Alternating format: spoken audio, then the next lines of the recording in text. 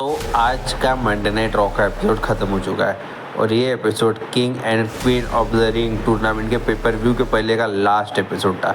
तो WWE ने pay per view को हाइप करने की कोई कमी नहीं छोड़ी। तो दोस्तों, मेरा नाम है शुभम और आप देख रहे हैं खबर WWE की। तो चलिए लेते हैं खबर।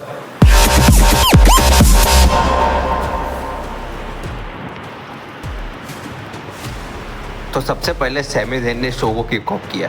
सैमी ज़ैन ने रिंग में आते ही कहा कि भाई चैट गेबल ने मेरे ऊपर अटैक किया, उसने मेरे पिता और मेरे पत्नी के सामने मुझे मारा।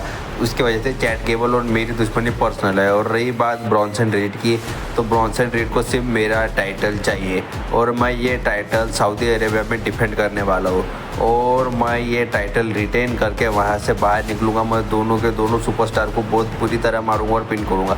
तभी उतने में वहाँ चैट गेबल की एंट्री होती है और वो अल्फा एकेडमी के सारे मेंबर्स को डांटते हैं। सबसे पहले मैक्सिन डुप्री से कहती है कि भाई तू हार्डली में आए, और उसके बाद सैमी ज़ैन का और चैट गेबल का हमें मैच देखने को मिलता है। ये सिर्फ मैच उनका जो सऊदी अरेबिया में होने वाला टाइटल मैच उसे हाइप करने के लिए था। और चैट गेबल ने अपने मेंबर्स यानी अल्फा एकेडमी के मेंबर्स को कहा कि सैमी ज़ैन के ऊपर अटैक करो। मैक्सिन डुप्री और अकीरा टोजारो को मौका था, लेकिन तब भी उन्होंने सैमी ज़ैन के ऊपर अटैक नहीं किया। इस बात से चैट गेबल काफ़ी ज़्यादा गुस्सा हो जाते हैं और कहते हैं कि तुम दोनों यहाँ से बैकस्टेज चले जाओ। फिर बारी आती है ओटिस की। ओटिस पहले अटैक नहीं कर पाते, तो फिर उसके बाद चैट गेबल उनके मुंह पे एक तमाचा मारते हैं। फिर ओटिस को आता है गुस्सा और फिर ओटिस सैमी ज़ैन के ऊपर जब अपना सैमी ज़ैन फिनिशिंग मूव लगाने जाते हैं, किसके ऊपर, तो चैट गेबल के ऊपर जब अपना फिनिशिंग मूव लगाने जाते हैं जो उनके होलोवर की का, तो उसके बाद उससे पहले ओटिस अटैक कर देते हैं और फिर इसका फ़ायदा उठा के चैट गेबल अपना फिनिशिंग मूव केओस थ्योरी लगा देते हैं सैमी ज़ैन के ऊपर। और 1 2 3 यहाँ हमें विनर देखने के लिए मिलते हैं चैट गेबल। और चैट गेबल ओटिस के ये काम से काफ़ी ज़्यादा खुश थे। फिर हमें नेक्स्ट मैच देखने के लिए मिलता है ब्रॉन ब्रेकर वर्सेस एक लोकल टैलेंट के बीच में। ये मैच एक स्क्वॉश मैच था। जैसे कि ब्रॉन ब्रेकर ने आते ही सुपरस्टार के ऊपर स्पीयर लगाया, यानी उन्हें आते ही धराशायी कर दिया। उसके बाद रेफरी ने मैच रोक दिया और कहा कि ब्रॉन ब्रेकर भाई तू जीत गया। लेकिन ब्रॉन ब्रेकर यही नहीं रुकते, वो रिंग के बीच में जाते हैं, जो अपने रोप्स के बीच में से स्पीड पकड़ के जो स्पीयर पे स्पीयर मारते। उसके बाद बैक स्टेज जाने से पहले वो रिंग साइड पे उनके ऊपर चेयर से अटैक करते, लोकल सुपरस्टार को काफ़ी ज़्यादा मार मार के घायल कर देते और उसे फिर ले जाने के लिए स्ट्रेचर लाया जाता है। फिर उसे एम्बुलेंस में डाल के ले जाते हुए दिखते हैं। फिर एडम पेयर पूछते हैं कि काय बा ब्रॉन ब्रेकर असं काऊन केलं, तो ब्रॉन ब्रेकर कहते कि भाई मुझे तूने किंग ऑफ द रिंग टूर्नामेंटमध्ये डाला नाही, मला तूने किंग ऑफ द रिंग टूर्नामेंटमध्ये टाकलं नाही म्हणून मी त्याला मारलं, ऐसा ब्रॉन ब्रेकर का कहना था। फिर हमें मैच देखने को मिलता फाइनल मैच काय के लिए, तो queen of the ring tournament के लिए। दोनों सुपरस्टार्स ने फाइनल में जाने के लिए कोई कमी नहीं छोड़ी। काफ़ी ज़्यादा अच्छा प्रदर्शन रहा। जिस तरह से लायरा वेल्किरिया का प्रदर्शन था वो काफ़ी ज़्यादा बेहतरीन देखने लायक था। लायरा वेल्किरिया ने कभी भी इयो स्काई को अपने ऊपर हावी होने नहीं दिया। उन्होंने हर मूव का अच्छी तरह काउंटर किया, काफ़ी ज़्यादा उनके ऊपर डोमिनेटिंग परफॉर्मेंस देने की कोशिश की। लेकिन इयो स्काई तो ठहरी फॉर्मर चैंपियन, तो वो कैसे हार सकती थी। लेकिन लायरा वेल्किरिया ने अपना फिनिशिंग मूव देने की कोशिश की, इससे भी इयो स्काई बच जाती है।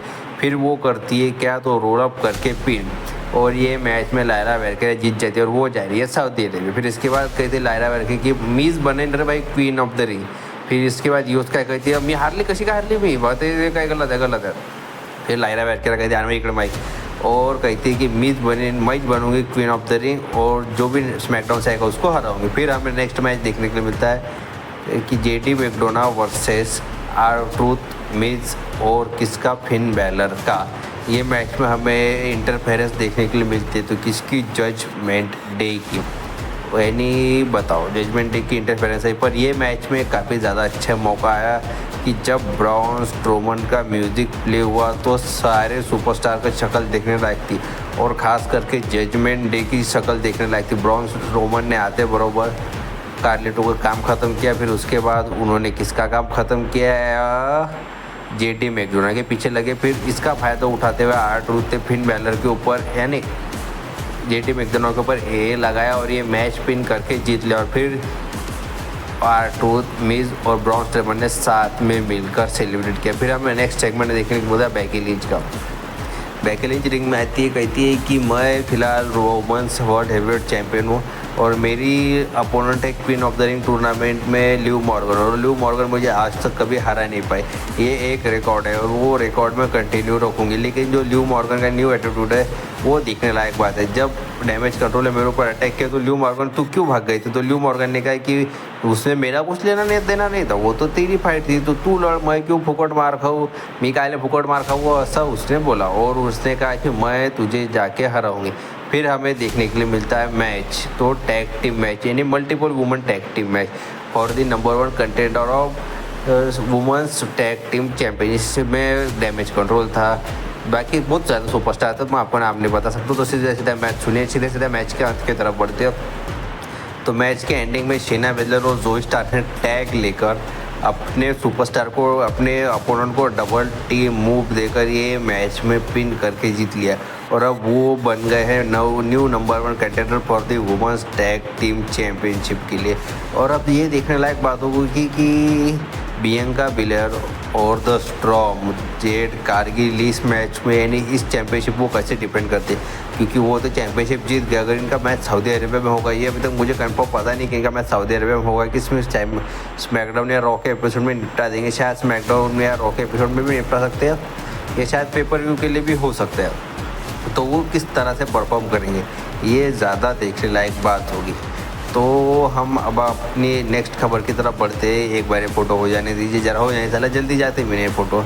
तो नेक्स्ट मैच हमें देखने को मिलता है फॉर दी क्या, हाँ, मेन इवेंट जे उसो वर्सेस कौन, तो गुंथर के बीच में मैच।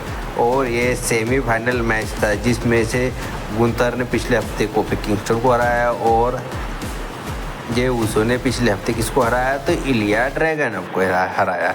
तो ये मैच में हमें गुंथर और जे उसो की तरफ से काफ़ी अच्छी परफॉर्मेंस देखने के लिए मिली। जिस तरह के जे उसो सुपरस्टार के तौर पे उन्होंने सिंगल सुपरस्टार के रूप में खुद को इस्टेब्लिश किया है, वो काफ़ी ज़्यादा अच्छी बात है। क्योंकि वो पहले टैग टीम में लड़ते थे और अब वो सिंगल सुपरस्टार के तौर पे जिस तरह से खुद को एक बड़ा सुपरस्टार बनाने के लिए चालू है। लेकिन मुझे एक बात की शिकायत है WWE की तरफ से, जब भी जे उसो बड़े मैचेस जीतने के नज़दीक आते हैं तो जे उसो को हरा क्यों दिया जाता है। सबसे पहले वो रोमन रेंज के खिलाफ आ रहे, फिर उसके बाद डेमियन प्रीस्ट के खिलाफ आ रहे। ऐसे बड़े मैचेस में उनको हराने की ज़रूरत नहीं है जे उसो को, WWE को। जे उसो को उन्हें काफ़ी स्ट्रॉन्ग बुक करना चाहिए। जैसे वो स्क्वॉश मैचेस लड़ते हैं, जिस तरह से वो मैचेस लड़ते हैं, जिस तरह से वो परफॉर्मेंस देते, वो काफ़ी ज़्यादा देखने लायक बनते हैं। तो ठीक है, सीधा मैच के अंत की तरफ बढ़ते हैं। तो मैच के एंडिंग में गुंथर ने अपने कई ज़्यादा फिनिशिंग मूव लगाने की कोशिश की, लेकिन जे उसो हर बार किक आउट कर रहे थे। फिर उसके बाद जे उसो के ऊपर वो लगाते हैं sleeper hold, triangle sleeper hold, और फिर इसके बाद जे उसो के पास कोई जवाब नहीं रह जाता और जे उसो हार जाते और गुंथर जीत जाते ये मैच।